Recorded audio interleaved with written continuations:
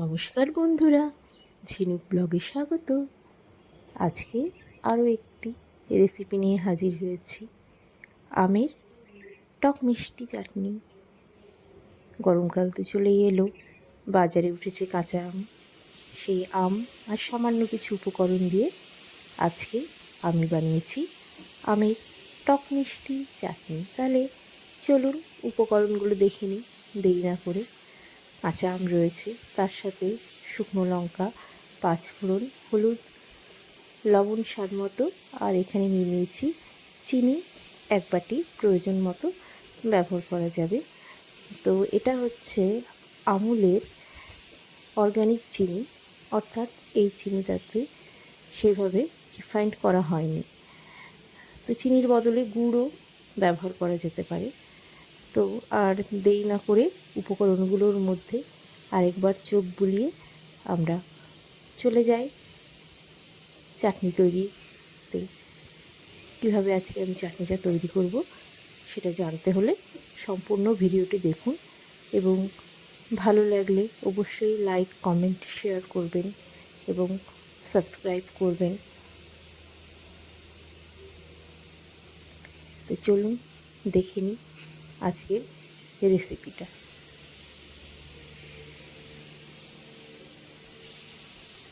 তো আমগুলোকে ছোট ছোট করে কেটে নিয়ে আমি ধুয়ে রেখেছি। তো আমের ভেতরে যে আটিগুলো, সেগুলো বেশ বড় হয়ে গেছে। তো সেই আটিগুলোও আমি নিয়ে রেখেছি, মানে আমটা বেশ ডাসা হয়ে গেছে আর কি। তো সব কেটে ধুয়ে রেডি করে নিয়েছি। এরপর কড়াইয়ে সামান্য সর্ষের তেল দিয়ে দিলাম। আমি এখন ইন্ডাকশানে রান্না করছি। ইন্ডাকশানের ব্যবহারটাও আপনারা একটু সবাই দেখে নিন, কারণ এখন ইন্ডাকশানের ব্যবহার বেশ ভালোই বেড়েছে। তো তেলটা গরম হয়ে গেলে আমি আঁচটা একটু কমিয়ে দিব। কমিয়ে দিয়ে তাতে প্রথমে শুকনো লঙ্কাগুলো দিয়ে দিলাম। শুকনো লঙ্কাগুলো তেলে একটু নাড়াচাড়া করে নিলাম, এবং তারপরে দিয়ে দিলাম পাঁচফোড়ন। পাঁচফোড়ন দিয়ে দেওয়ার পর সেটাকে আরেকটু আমি নেড়ে নেব, যতক্ষণ না সেটা ভাজা হচ্ছে এবং একটা সুন্দর গন্ধ বের হচ্ছে। শুকনো লঙ্কা এবং পাঁচফোড়ন এই দুটো একটু আমি হালকা আঁচে ভেজে নিলাম, মানে ভেজে নিচ্ছি আর কি। আর এই সময় আঁচটা একটু কমিয়ে দিতে হবে। এরপরে কাঁচা আমের টুকরোগুলো, যেগুলো কেটে ধুয়ে রেখেছিলাম, বেশ পাতলা পাতলা করে আমি কেটে নিয়েছি। আর আটিগুলোকেও আমি ফেলে দিইনি, আটিগুলোকেও আমি নিয়েছি। তো এবার সেটা দিয়ে একটু নাড়াচাড়া করে নেব এবং আঁচটা একটু বাড়িয়ে দেব। যেহেতু ইন্ডাকশানের প্রচলনটা বর্তমানে একটু বেড়েই চলেছে, সেজন্য এর ব্যবহারটা সবারই জানা খুব প্রয়োজন। একটু হলুদ আর লবণ দিয়ে দিলাম। এই দুটো দিয়ে একটু নেড়ে চেড়ে নেব, যাতে হলুদের গন্ধটা চলে যায় সেই পর্যন্ত নাড়তে হবে। তারপরে জল ঢেলে দেব। একটু জল দিয়ে ফুটতে দিতে হবে।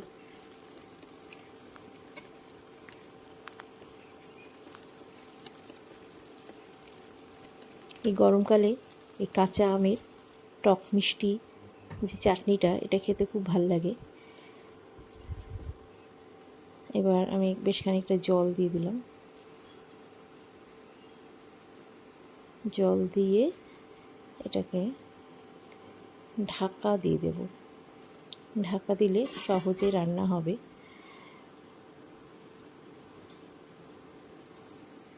আঁচটা আমি এখন হাই ফ্লেমে দিয়ে দিয়েছি। কিছুক্ষণ পর আবার ঢাকনা উঠিয়ে একটু দেখে নেব যে সেদ্ধ হয়েছে কিনা। একটু গাঢ় গাঢ় হলে তারপরে এর মধ্যে আমি চিনিটা অ্যাড করে দেব। এখানে চিনির বদলে গুড়ও দেওয়া যেতে পারে। তো আমি এই চিনিটাই আজকে পেয়েছি হাতের কাছে, গুড় নেই বাড়িতে, তাই চিনি দিয়েই আচারটা করে দেখালাম। পরবর্তীতে আমি গুড় দিয়েও আচার মানে চাটনি আর কি, চাটনিটাকে করে দেখাবো। তো বেশ ঘন হয়ে গেছে,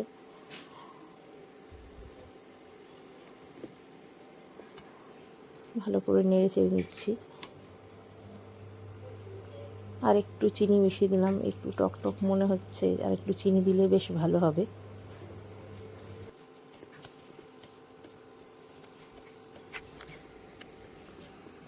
ফুল আঁচে আমি এটাকে বসিয়ে দিয়ে নাড়াচাড়া করে নিচ্ছি। আর এটা আর একটু ঘন হলে তখন নামিয়ে নেব।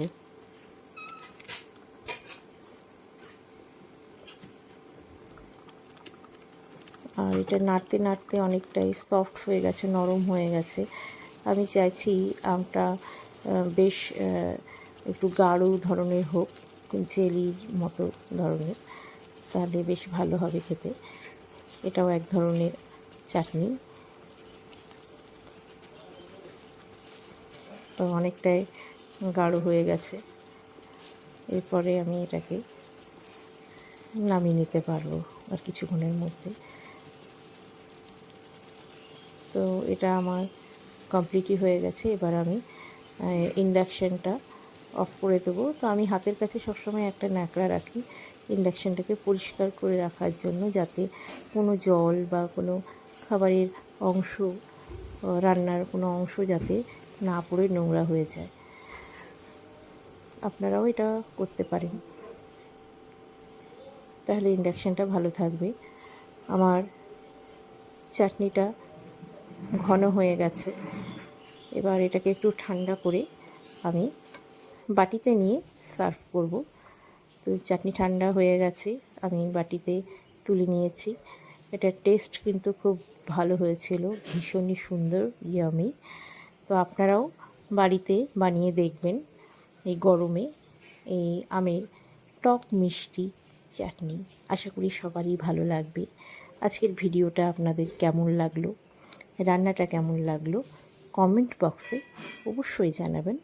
এবং ভালো লাগলে আমার পরবর্তী ভিডিওগুলো দেখার জন্য আমার চ্যানেলটিকে সাবস্ক্রাইব করবেন, আমার পেজকে ফলো করবেন। ধন্যবাদ, টাটা।